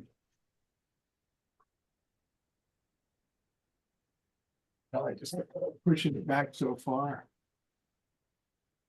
It's interesting. Do you think that sports artwork has, as a artwork like that, has found more space in the gallery world now than it did back in the Well, 70s? yeah, I also think it's got a really, application. That there's a lot of places you can go as a sports Mhm. artist, or a sports artist, especially, he makes prints of his work. He has, Mhm. all kinds of scenarios, different ways for people to, he can monetize it different ways. One of his best clients is Jerry Jones, owner of the Cowboys. There you go. And he actually has a one of those 60, or really, I don't know, actually, I don't know how big it is. Paintings that he did for Jerry's jet. It's on his airplane. What? Yeah. I can't even imagine just being like, makes and me now I need to decorate my jet That makes me with a angry. 60-inch I tall hate that. painting of Bart by Bart Parts. I definitely hate that. I'm glad somebody as nice and as good a person as Bart Forbes is. He got the benefit from that. Yeah, exactly. Yeah, There I you don't go. hate it if someone is buying my work that way. So like for Bart, I'm Yeah. extremely happy for him. That's awesome. Yeah. And Oh, that's some man. cool bragging rights. Like, well, I decorate a private jet. Yeah, because I mean, of all of the planes you've ever been on, how often do you see space for a painting? Exactly. Let alone just being able to like move your foot 5 inches. Yeah, come on. Get rid of these private jets. Wow. That's a new one. I have never heard of someone getting a Painting on painting bot a for their painting on a jets. private jet. You know, they hung My it only right. hope, my only hope is Donald Trump's listening right now. Yeah, they hung it over the hot tub. Yeah, Next to the Jeez. chandelier. Yeah, next to the chandelier. Yeah, geez. That's so funny. All right, everybody, please start posting your work. This next post is going to be 20 exactly, maybe a little bit less. Start posting your work. It is hashtag Drawing Hive, hashtag Dad Pod Hive, and at Gary Vider. Please post it now. Don't wait. I want to check out all the art tonight. So post it. Yeah, private art. That's an incredible niche though. And also once you're like, once you get like one owner of a professional sports team as a client, you're just like, okay, we just need to do this like, rinse and repeat. yeah, just 20 Mhm. more times and we're set. No. I would imagine because he's in Dallas. Well, Mark Cuban's in Dallas, right? Yeah. So there's your next It's a piece of cake. Deck Easy. jet to decorate. It's easy. Yeah. So I'm Decorate gonna all think the, about that for so long. That's just not an area I've ever thought about. A yeah. painting being Yeah. It's amazing. Was so hard. It was actually easier to get on the jet than the water bed or whatever. Yeah. It's just like, yeah. Did, Timmy, do you know the movie The Edge with Alec Baldwin and No. Oh, and Anthony Hopkins. Hopkins and the bear? Yeah. That's like a character in it, and the bear's chasing, and there's a line where they're kind of adversaries. Well, it's a really, I won't tell the story, but they're definitely adversaries, and Alec Baldwin's trying to apologize to him, and Anthony Hopkins is a very wealthy man, and he said, "Don't ever feel sorry for somebody that owns their own plane." I thought that was just Yeah. a That's a, fantastic, you know what? fantastic way to explain it. That's a code. That's a code that I could live with. Don't ever feel sorry for anybody, for somebody that owns their own plane. Yeah. Coincidentally, did you know that the bear that played the bear in that movie is named Bart? I kid you Oh, not. really? Oh, Yeah. I did know that. I did. Yeah. That's Bart the bear. Just illustration history too. One of the best like reviews of a movie image I've ever seen was Gary Kelly's version of that movie. Really? Oh Wow. my God, it's incredible. Not surprised. Great, Not at yeah, all. really. Anything that Gary did. Yeah. That's got to be better than the reviews that isn't that interesting? Like if because I got to see if his cover eclipsed the actual quality of the actual movie, The which movie was is good. yeah. I liked it. Yeah, that's not bad. It's fresh. It's got a Rotten Tomatoes fresh score. So there you go. There you I go. honestly haven't watched it. I don't remember how long ago did it come out. I saw Oh. it, 15, 20 years ago. but it's been a while, so I remember bits and pieces. That's interesting.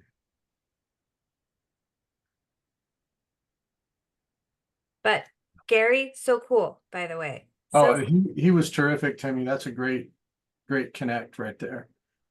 Yeah. it, you know what? It's every once in a while we're gonna have somebody on here that probably doesn't connect with our world, but hopefully we can pull something out of them that does. Which is why I have a mentalist scheduled for October. Oh my gosh, I can't wait. Are you all Oh, familiar with what a mentalist is? that's like David Blaine territory, right? It's like a magician meets, I don't know, it's weird. It's really weird. They'll guess like what a they can like guess what number you're thinking about. Like I've seen some crazy stuff. The mentalist I reached out to a mentalist, got a quote, couldn't afford it. So we're getting the mentalist that the visual arts Portable. passage. I can We're afford. we're getting a mentalist that was recommended by the mentalist who was recommended. So if you ask them a question, they Yeah. get like 3 chances. Yeah. Oh my gosh, We yes. are quite Thank you. That's my literally, kind of mentalist. I'm not really yeah. up to like the high echelon level. I couldn't Yeah. handle that. The Pretty guesser. That's his stage name, the guesser. And he just pretty good guess. Pretty good guesses. I'll Um, take it. I'll be entertained. I don't need much. it's actually really weird. So I was in New York a couple weeks ago, and Mark Norman got us. He got us like some, got us into one of his shows, which his shows sell out so fast, they're crazy. And Gary was on. Hmm. So we got to see Gary, but right before the show, we're walking through Greenwich Village, and this woman sitting on the street on the corner, who I believe was a mentalist, said, Ontario is in your future, right? And just Hmm. pointed at me and said that. And I was like, okay, that was strange. And then we sat down at this comedy club, and we were waiting, and the guy next to me started the conversation. He was like, so you from in town? And I was like, no, we're from KC. You go, where are you from? And he goes, Ontario. And I was like, what? It was crazy. Yeah. That's So wild. it's one of those things that she saw the future that in a way that had zero value to me. Yeah. I was just like, How can I profit from that? I was just like, cool, Benefit from that. you gave me this is the zero value thing. And G was like, we should go find that lady because that's that's worth the price of admission. And I was like, I think it's valueless. Yeah. It would have been nice if she had just said like Ethereum. Buy No, it now. I like what she did because you know what? In Yeah. spite of the fact that how long ago it happened, and you're still just like, dang it, Ontario. Yeah. I remembered thinking that this lady's terrible at this because there's no way I'm going to Ontario. But then Ontario came to me. Hmm. Yeah. No, so a mentalist is scheduled, but I will say that I will do no pre-Zoom meeting with this mentalist, and it is the mentalist who is recommended by the mentalist that I couldn't afford, who was recommended by the other mentalist I couldn't afford. So it is we have fully climbed we've we have fully climbed the mentalist ladder. Oh my To gosh, I to think the it makes bottom it rung. even better. No, Even better. no, I don't even know how a mentalist Zoom session goes, so we'll see. No idea. That's what I was Uh, gonna ask. no, So I don't you could know. ask them, who's going to be our guest artist that night? You could Yeah, challenge. yeah. Oh yeah, that would be a good one. That's a great one for that, John. Yeah. No, Ask him so what he knows about Ontario. there we go. Yeah. Things like that. I've only ever had a couple things like that happen. My mom used to have premonitions. Hmm. Have you guys ever had like a premonition where you thought something was going to happen and it just happened? Hmm. Yeah. She used to have them all the time. She'd have them as dreams. It's I have really, I have them all the time and they never happen. Oh, really well, you know what my name means, right? Cassandra. like seer of the It future or means something. unheeded prophetess. Basically, like I'll warn Really? you and you won't listen. So I get to say I told you so. Well, that's got to be great for E-Man. Yeah, he's so Yeah. lucky, right? I told you so. No, I think mentalists are mostly just like really good at guessing numbers or like getting you to like pick the right card. Yeah, And you know, card trick. yeah. Some kind of hidden card trick.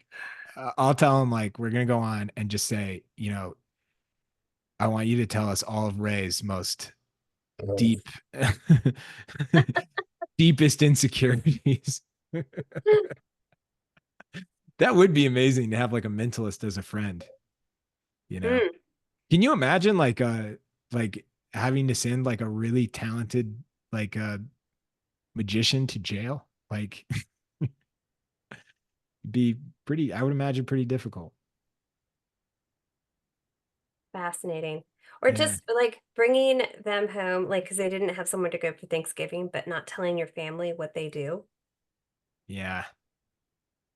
That would just be an amazing. I was wondering like how often does Blaine just like pay for little things? Like does he actually like what's keeping David Blaine paying for like a Gatorade at like a bodega? Like other than Mm-hmm. just morality. It's probably just morality. Yeah. Because he's got a ton of money. Yeah, but I could see it just being the thrill of it for Blaine. Yeah. All right. I'm gonna have to be on point tonight for the show to run on time. Oh, don't be too on point. Right No, now, this looks goofy. I need to yeah. like clean this up. um, I am excited though. Next week we have Francis Vallejo on the show, and Francis is going. You know, when we have non-artists on, they might not go the distance. Francis is going the distance. He's going to do the full show, so it Yeah, he's should so be good. really fun. He's so good. Well, John, be do you want careful to to preface? describe that a little bit better to me because he is a great artist. He's not Yeah, a good artist. I was just gonna say, John, maybe you could give everybody a little preface as to Francis. Francis, well, I met him at the Illustration Academy in like, I think it was like 2006 or 2007. One of the most talented individuals I've ever met.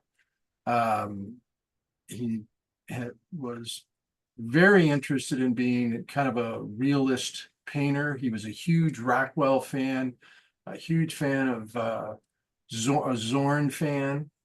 And he very interested in working as a comic artist when he first started out. But then his interest changed to painting, his interest came back to illustration. And he is just one of the most exceptional illustrators and great drawers that I know. He's an amazing drawer. He's put a lot of time in the study of figurative work. And he is, let's see, how far do I need to go, Timmy? He's Detroit born Won a lot of awards. and raised, and it's just he's a great instructor. He teaches at the Yeah. College for Creative Studies. He's also just really cool. I mean, Yeah, I mean, the adventure he went on in Alaska as a kind of a, that was a, I believe a grant he received to just be like an yep. adventure illustrator, as far as I could tell. um, just really cool stories. And he's just a fun dude. Big music buff. Huge. Yeah. I know he's spoken to Kanye. And Well, that was all because of the I'll defend Francis right now. Because yeah, that's kind of that comes with quite a bit of baggage. yeah, I know. I'll be careful. I'll let No, him tell that he story was because that happened really early on. yeah, this is years ago, and it was when Kanye was just brokering that deal with Adidas, and then he visited CCS, College for Creative Studies, opened the door to that mayhem on campus that year. And that was, obviously before all Yeah, but I think Kanye wild things. also personally reached out to him for some artwork. Oh yeah, you're right. I remember that as well. Yeah. But just remember, Kanye is a pretty fast moving target. Right. Yeah. And and that was a long time ago. Yeah. I'll It's repeat, it was a long time ago. a very long time ago. Yeah, it's like this is college dropout Kanye, not whatever. Back he when wants it's a with an album. flex that you can Yeah, say that. yeah. The next one was really cool. Which, what a loss. Francis has put a lot Yeah. of his focus on picture book work. And he's got Right. some exceptional examples of book work that we'll display next week. Which is fun because Francis is also scheduled as we just this week announced the guest speakers for the fall semester at our for our illustration and fine arts courses, and Francis is on the list. Francis Vallejo, Iris Compiet, Scott Anderson, Tony Rodriguez, Afua Richardson, and Jason Sealer. So That's a great I'm collection. excited about that. I mean, I've never had a conversation with Jason before, and he's very much in our world. And yeah, and the is comedy world too. yeah, it was really funny. I texted Salacus about it. I go, you're not gonna believe this, but I sent him the Time magazine cover that Jason did of the Pope.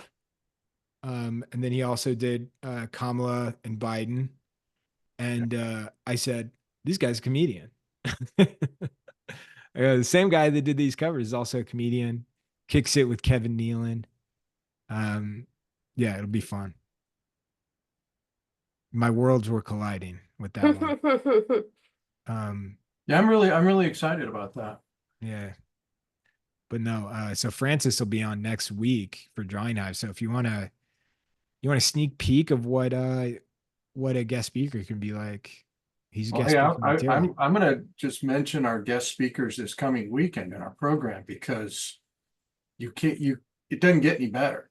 I mean, Yeah. it's Tyler Jacobson, absolutely an amazing Oh, yeah. fantasy illustrator, notable for his work for Magic the Gathering, many book covers, all kinds of just amazingly successful fantasy artist.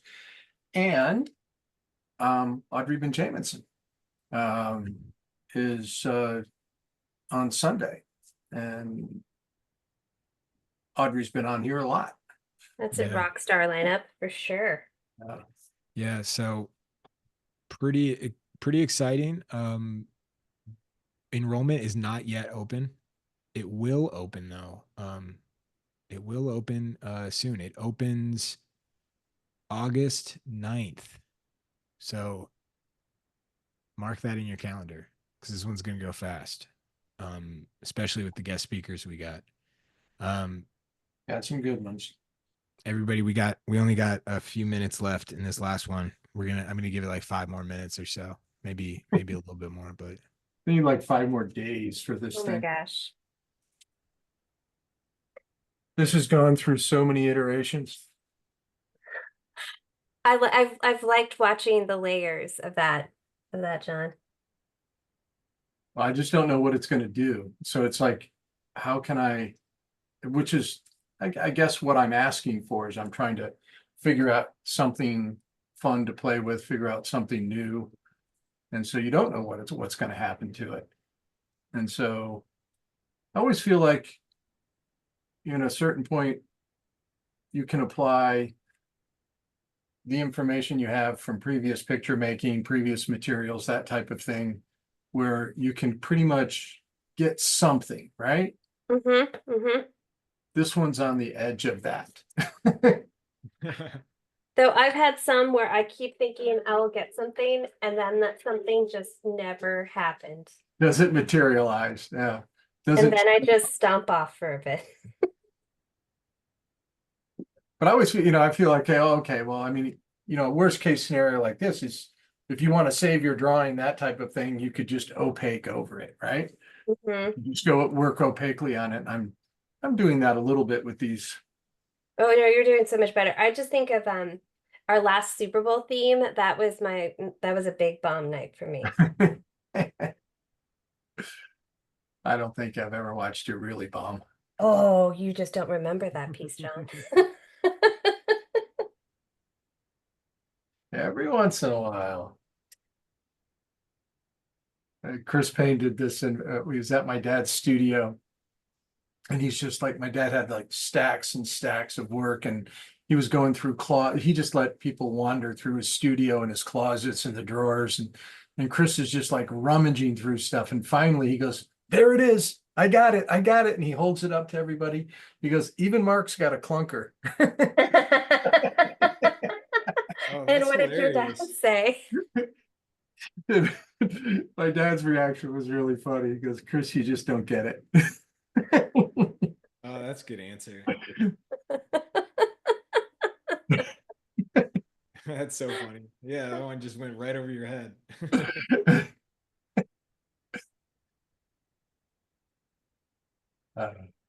It's true though. It's like, my dad's common statement was, make sure you're throwing stuff out because not everything can be good and you need to be exploring. Well, he would be proud of me tonight.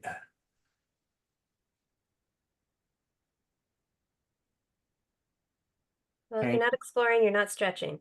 Sorry, you're not failing. You're not trying hard enough. I think that's true. Mm-hmm. Don't really like doing it on camera, but Yeah, it's, yeah. it's okay. Can always point to other things that I've done where you've succeeded. I've just always hoped that it's a busy night, that we have a lot of artists, so I can like bomb a little quieter. It's not so echoey. Yeah, where it's just Yeah. like, oh, I'm the one of two for y'all to see.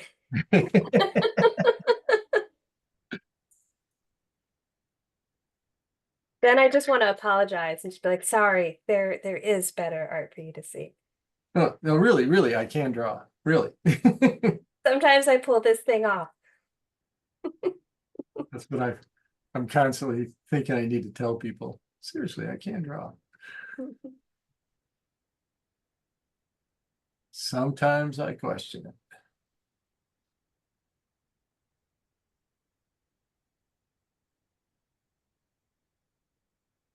It's fun. What I've really been having, like trying something like this or just doing something, it's so different than what I was doing earlier today. Mhm. It's just that part of it's really fun to me. Yeah, that's cool. Well, especially when you're like, if you're working on, near the end of a painting where things are down to little details, to then get to work loosely and broadly, that's exciting.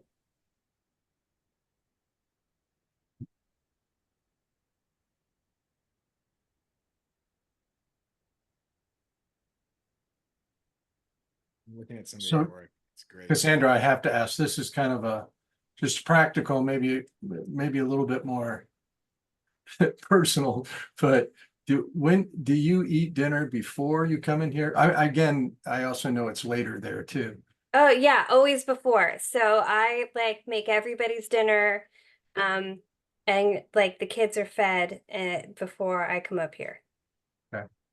Do you get dinner after then? Because I know you're an hour earlier. Yeah, I tend to eat late anyway, and then I usually work late, and I can towards the end of it, I can always smell what's cooking or where we've picked up food, one of the two. That totally makes sense. Like, okay.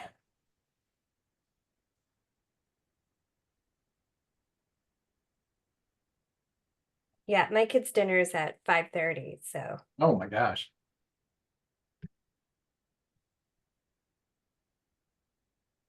Early. yep. So, because I guess I can successfully say this or go ahead and say this now, but tell this to you is that my daughter's pregnant again. I'm going to be another grandfather again. I am so excited Oh, for you. wow.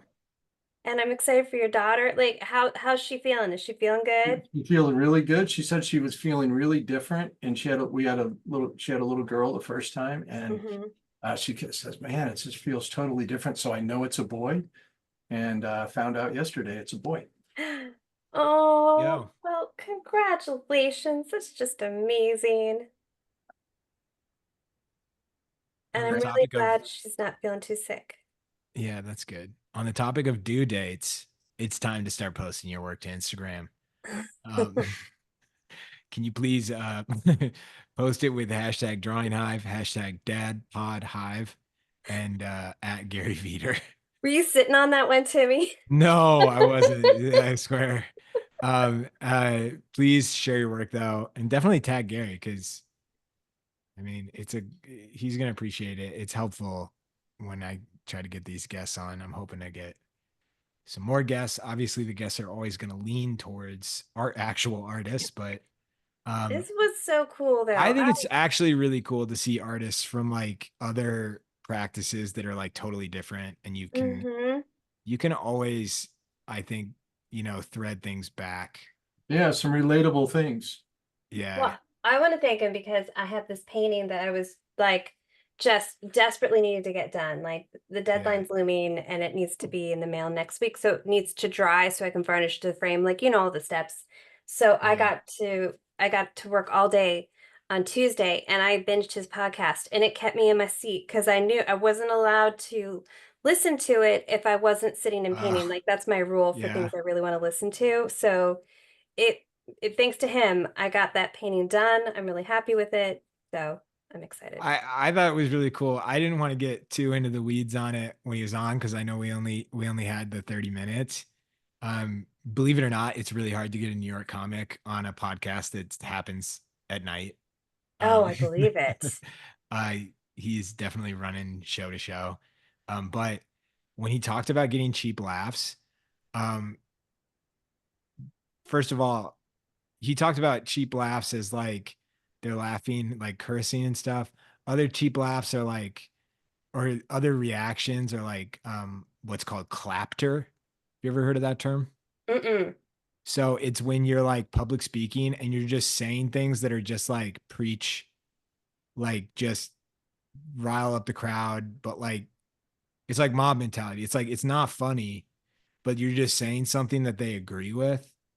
So like if you go Okay. out and like make a political statement or something, but it's to a crowd that like already subscribes to those beliefs Or and you just go, being it like I love New York, isn't New York great? Like that gets yeah, and like just like getting everybody hyped up and then making a joke that's like the joke there actually isn't a joke, but it's just a sentiment that everybody like connects with. Um I would say is like kind of like a cheap laugh. But anyway, I think about that all the time in art. Like all art. Like it's very interesting because there's always a cheap way to get a reaction from people, like in anything, you know? yeah. And it's tempting. It's Yeah. Well, and because it's it's so tempting. much more painful. It's so much more painful to get silence at anything, isn't it? I mean, for you guys, Mhm. it is for me. I Well, don't and know. it's tempting to lean on what's comfortable and what you know Hmm. versus like trying to stretch and try different things. Yeah. Like there is more opportunity to fail when it's not like Hmm. comfortable. So I think he's kind of touching on that too.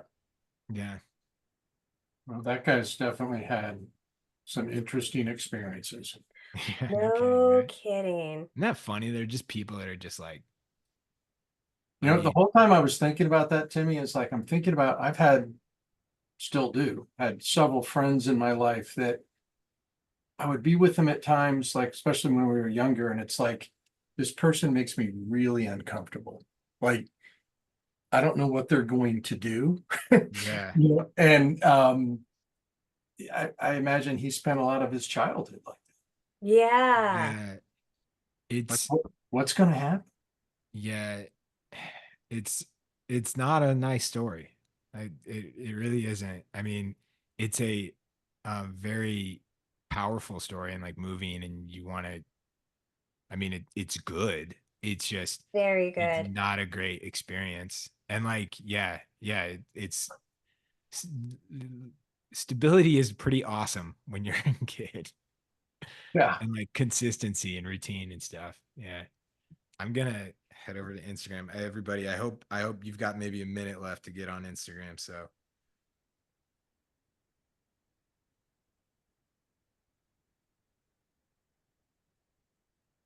some great stuff. This is as good as it's getting tonight.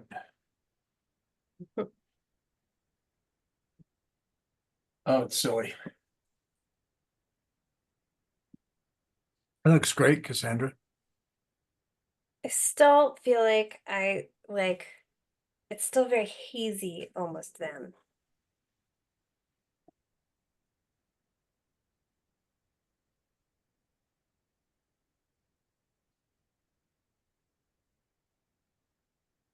It's gonna be feel really good tomorrow to like paint something.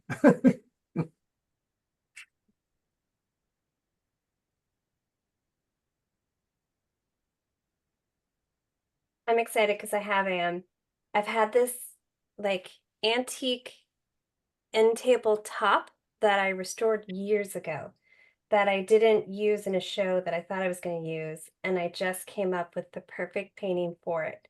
So I get to finally paint on Oh. that tabletop. It's cool because it's perfectly round, so it just looks like a tondo, but like unless I tell you, like you wouldn't have known. So it's fun. Sounds like fun. Yeah. Okay. Here we go. It's happening.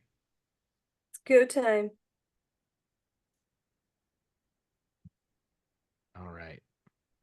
I'm gonna do the refresh one time. Here we go. That's awesome. Oh, Very Shona, nice. that's awesome. Love it. Cool. I'm gonna turn my Great head this job. way. Nice. Yeah. How fun. I thought that these were be more. Oh, that's Good awesome. job. Good stuff. Love it. Yep. Oh, that's killer. Love it, Xander. Thank you for Right. I love that you advertisements. did that. I love that visual arts passage. And then his Nice. signature in there. Well That's done. that's killer. Mm-hmm. That's great Awesome too. stuff. Oh, that's nice. Great job. Love how you That's got so the great. freckles. Yeah. Ooh, Jillian. That's beautiful. He Yeah. does. Real He nice. looks like a kid that would have been cast in a '90s Disney movie. Yeah, Totally. absolutely. What medium Yeah, is that, Jillian? Is that that's marker? awesome. It Or looks. is that digital? Like I can't tell. It's really good. Wow, that's awesome. That's I great. love that, Jeff. Amazing, Jeff. That smile. Oh, that's Yeah. killer, Terry. Really nice, Terry. Seeing Julian's piece, it reminded me I wanted to say something and wanted to thank everybody for Mhm. drawing Finn. Yeah, oh, yeah, that was special. Same with me. I For appreciate what? that. Drawing our dogs. Oh yeah, that was awesome. Made Yeah, my week. Wonderful amazing. job. Was Sammy Joe extra cocky that week? Just felt, just Totally. I'm a star. Dang, that's good. Great Oh, job. nice. Really nice. Wow, that's awesome. I Oh, love that's that. cool, Paul. Oh, Oh, that's cool. cool. Fun. Is that cut out? That's cool. Really cool, Nicole. Damn. Oh, thanks. Julian told me it was digital. Oh, that's That's the good. thing about digital. That blows my mind. Wow, AJ, that's awesome. Oh, that's really Can good. you read that? It says, "Who is this kid?" That's awesome. That's so That's so funny. awesome. That's I killer. hope you tagged Gary on that too. Yeah, Look I at the know. stripes on that shirt. That's amazing. Oh my Beautiful. gosh. Yeah, and the arm and the sleeve. Beautiful. Well Damn. done.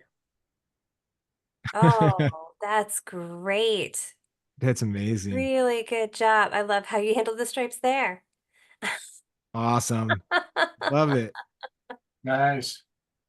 Yeah, Charlotta, you got That's to hear the great. podcast. That that is hilarious. That is the Ah! funniest thing. That is the funniest thing anyone has ever done. That feels like what you would do for Mad Magazine. Thank you Yeah, for that. that is hilarious. Okay, that is so cool. That is amazing. You should give that a heart. That needs a heart. Yeah, that does definitely. Whoa. Yeah. Yeah, that is so funny. That's great. Oh, cool. Good job. I Nice, love it when Terry. we mesh. Sweet. Fantastic, Julian. I love it. Really nice. You got the pattern on the tie. I didn't even get to the tie pattern. Wow. That's quite a That's pattern too. Yeah, great job. wow. Awesome stuff. Ooh, Randy, that's Rand- cool. Very nice. Randy, you really caught the gigantic hand that Yeah, he has a has. huge hand. He really does. Awesome. That's so much fun. Nice. Look at the lettering too. Wow. Yeah, it really is. Nice. Good job. So much fun. Awesome Nice. stuff. All right. Oh, that's beautiful. Oh, that's Really cool. cool. That's really cool. That's very good. Love it. Nice. Love that posture you got of him there. That's so good. Good stuff. Beautiful. Always beautiful. Coming from Italy. Nice Wow. job. Nice. I Oh, love that's that. cool. That's beautiful. Addie, That's so great, cool. Yeah. Like, great pattern. keep looking at it. Love it, Jeff. Always. I'm sad when I don't see that. I love that the hand, the giant Yeah. hand in the frame. I'm always looking forward to what he picked. And look, is the Yeah. zombie in the background there? Yeah, I was just wondering what that was too. Yeah. So fun. That's awesome, Oh, Marcy. Marcy. It's like a kid's, this is like the perfect kid's book for Yes. like finding out your parents are Like, kind I of, can see him using that for the podcast. Like, yeah, that's great. it's fantastic. Oh, I love that. Awesome. Damn, Really nice. How does everybody get to all the lettering, man? I know.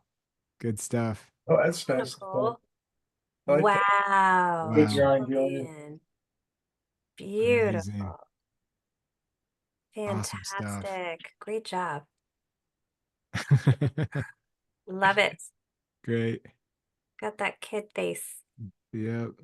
Perfectly done. Nice. Oh, cool. Another Gary. And Nice, that's Terry. great.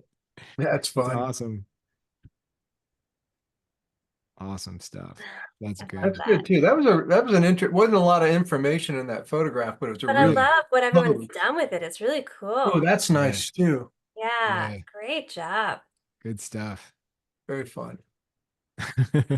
Nice. Cool. Made me realize I didn't put an earring on him. Let me put an earring on him now. Yeah. Great job. Great. That's so good. That arm. Cool. That's great. Oh, that's a good one to end on. Thanks, Aaron.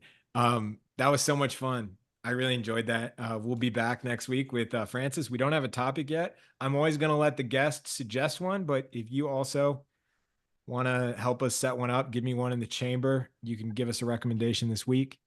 That was a fun episode, guys. It Thank was you. very Fun. fun. Very good job getting Gary. That was very well done.